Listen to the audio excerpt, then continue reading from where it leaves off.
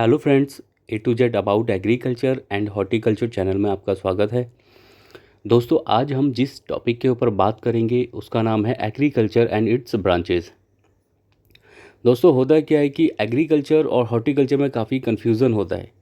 तो इस चीज़ को आज हम क्लियर करने के लिए कि एग्रीकल्चर क्या है और हॉर्टिकल्चर क्या है, इसके बारे में हम चर्चा करेंगे।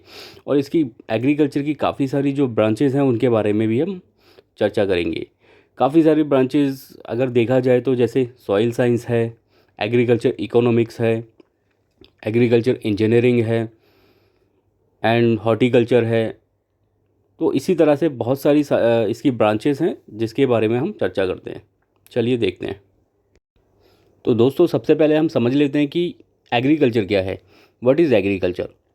द साइंस और practice of farming including cultivation of soil for the growing of crops and the rearing of animals. दोस्तों, ये कह रहे हैं कि सॉइल की प्रेपरेशन करना है, क्योंकि उसमें काफ़ी सारी हमें क्रॉप लगानी है। जैसे गेहूं हो गया, बाजरा हो गया, धान हो गया, सब्जियां हो गई काफ़ी सारी। तो ये सारी चीज़ें, और इसी के साथ साथ जो एनिमल्स होते हैं जैसे गाय हैं, भैंस है, ऊँट हैं, बकरी हैं, भेड़ हैं, इन सब का भी जो पालन पोषण होता है वो सब एग्रीकल्चर में आता है। आइए दोस्तों, अब एग्रीकल्चर की जो ब्रांचेज़ हैं उनके बारे में हम बात करते हैं। पहली जो ब्रांच है क्रॉप फार्मिंग। क्रॉप फार्मिंग की दो ब्रांच हम निकालेंगे। पहली होती है एग्रोनॉमी और दूसरी होती है हॉर्टिकल्चर। एग्रोनॉमी में क्या होता है, जैसे धान को पैदा करना, गेहूं को पैदा करना, बाजरे को पैदा करना, दालों को पैदा करना।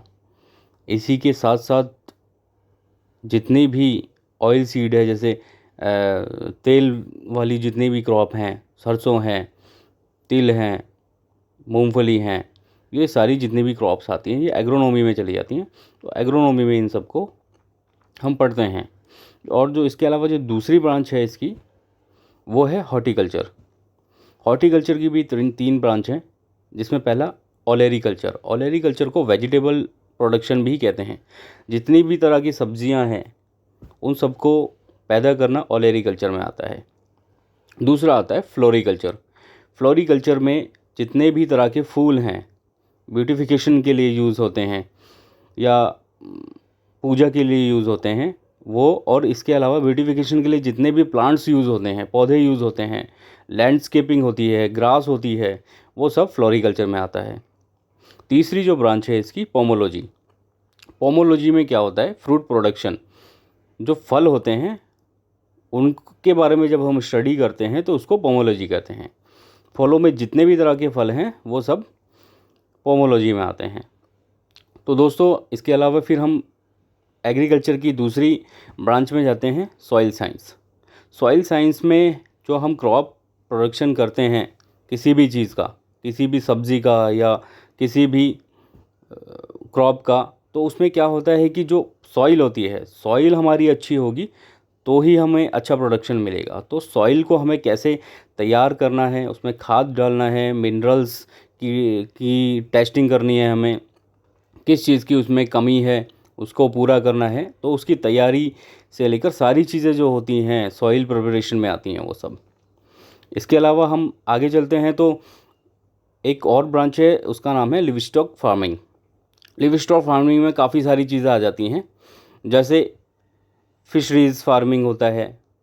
जो मछलियाँ होती हैं उनका प्रोडक्शन कैसे किया जाए, मछलियाँ की कई सारी वैरायटियाँ होती हैं, उनके बारे में हमें पढ़ना होता है।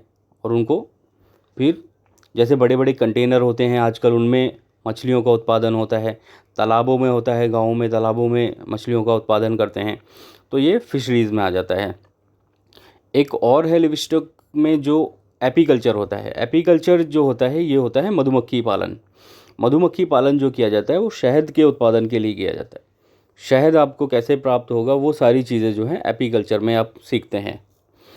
तीसरी जो ब्रांच है ये है पोल्ट्री फार्मिंग। पोल्ट्री फार्मिंग में आते हैं मुर्गी पालन।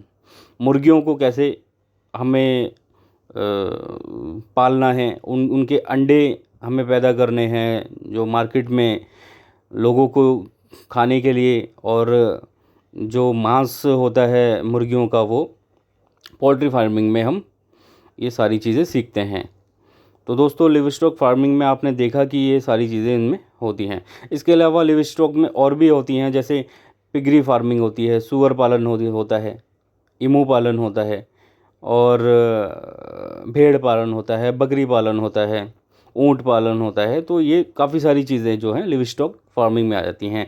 और गाय पालन हो गया, भैंस पालन हो गया, उनसे दूध निकालना, उनके अंदर बीमारियां हो जाए, वो सारी चीज़ें जो हैं लिवस्टॉक फार्मिंग में हम पढ़ते हैं। इसके अलावा फिर आगे चलते हैं तो इसमें जो आता है एग्रीकल्चर इंजीनियरिंग। एग्रीकल्चर इंजीनियरिंग में क्या होता है, जो एग्रीकल्चर में यूज़ होने वाले टूल्स होते हैं, और जो जैसे ट्रैक्टर हो गया, इंजन हो गया, और कल्टीवेटर हो गया, तो काफ़ी सारे जितने भी इसमें जो टूल्स होते हैं वो एग्रीकल्चर इंजीनियरिंग में आते हैं। फिर आगे बढ़ते हैं तो एग्रीकल्चर इकोनॉमिक्स। एग्रीकल्चर इकोनॉमिक्स का ये है कि एग्रीकल्चर को किस तरीके से हमारे पास जो पैसा है उसको कैसे हम एग्रीकल्चर में लगाएं, और उसमें से जो वापस आएगा हमारे पास, फिर हमें प्रोडक्शन लेना है, अपने घर के खर्चे चलाने हैं। तो एग्रीकल्चर से रिलेटेड जो भी चीज़ें हैं और उसमें जो खर्चा होना है वो सारी चीज़ें एग्रीकल्चर इकोनॉमिक्स में आ जाती हैं। तो दोस्तों ये सारी चीज़ें थीं। आपको ये वीडियो कैसी लगी हमें ज़रूर बताइए। Thank you.